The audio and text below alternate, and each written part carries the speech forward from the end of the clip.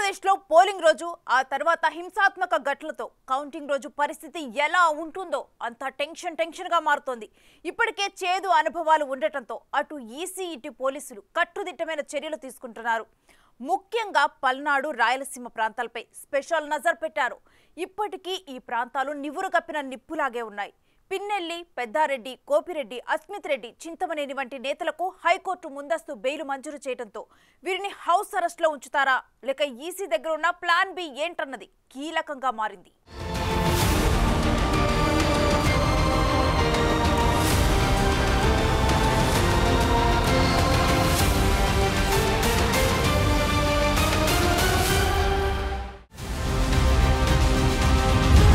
ఏపీలో మొదలైన counting tension, కీలక నేతల బెయిల్తో ప్లాన్ బి ఆప్షన్. ఈసీ ముందు మరిన్ని భారీ సవాళ్లు. పల్నాడు సీమల్లో నివురుగప్పిన నిప్పు. లీడర్లు అజ్ఞాతం నుంచి బయటకొస్తారా?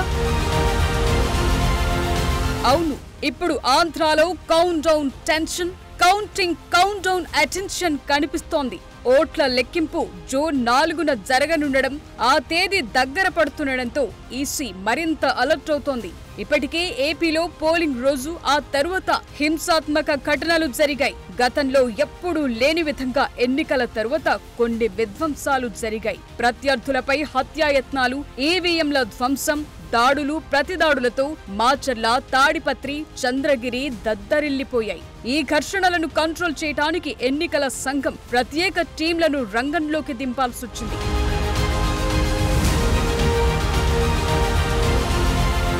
అతి కష్టం మీద పరిస్థితులను అదుపులోకి తేగలిగింది ఈసీ. ఓవైపు పోలీసుల బదిలీలు, కొత్త వారికి పట్టు కుదరకపోవటంతో తగినన్ని బలగాలు లేకపోవటం, ఇంకోవైపు లీడర్ల దూకుడుతో పరిస్థితులు అదుపు తప్పాయి. కేంద్ర ఎన్నికల సంఘం రంగంలోకి దిగితే తప్ప పరిస్థితులు సాధారణ స్థితికి రాలేకపోయాయి.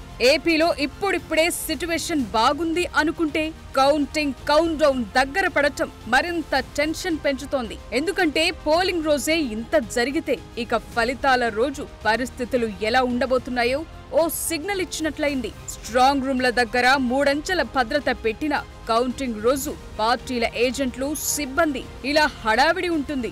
మరి ఆ రోజు లెక్కింపులో లాజిక్స్ చుట్టూ ఉద్రిక్తతలు చెలరేగుతాయా ఏంటా అన్న టెన్షన్ పెరుగుతోంది.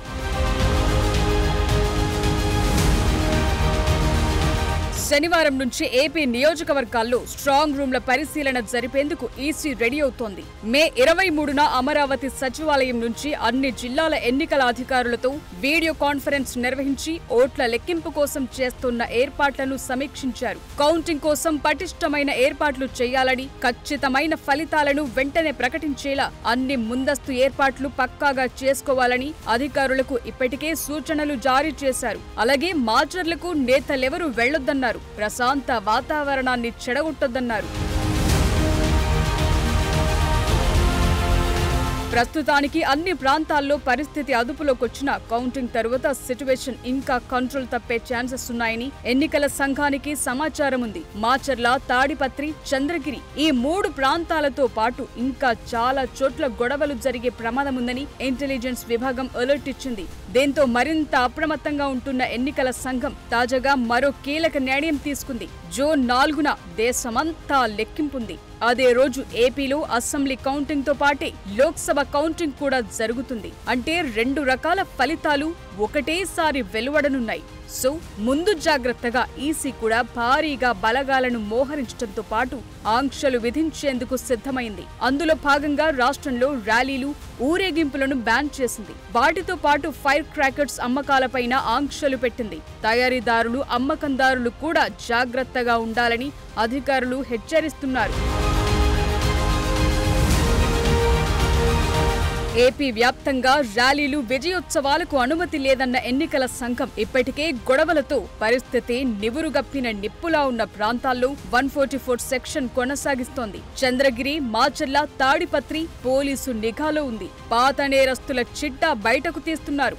అనుమానిత వాహనాలను సీజ్ చేస్తున్నారు. కొత్త వ్యక్తులు ఈ సమస్యాత్మక ప్రాంతాలకు వస్తే పూర్తి స్థాయిలో తనిఖీ చేస్తున్నారు. అల్లర్లు జరుగుతాయని డౌట్ ఉన్న ప్రాంతాలపై మరింత నిఘా పెంచారు. ఎన్నికల సంఘం చెప్పిన రూల్స్ పాటించకుంటే చర్యలు తీసుకోవాల్సి ఉంటుందని ముందస్తుగా వార్నింగ్ ఇస్తున్నారు.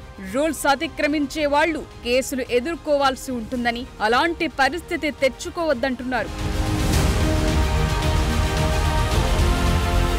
ఎన్నికల కోడ్ కౌంటింగ్ జరిగిన కొద్ది రోజులకు ముగుస్తుంది. అయితే ఏపీలో జూన్ 6 వరకు ఆంక్షలు అమలు చేయనున్నారు. కౌంటింగ్ ప్రశాంతంగా జరిగేలా పార్టీలతో పాటు ప్రజలు సహకరించాలని కోరుతున్నారు. ఈ ఆదేశాలను బ్రేక్ చేసిన వారిపై ఐపీసీ సెక్షన్ 436 కింద కఠిన చర్యలు తీసుకుంటామంటున్నారు.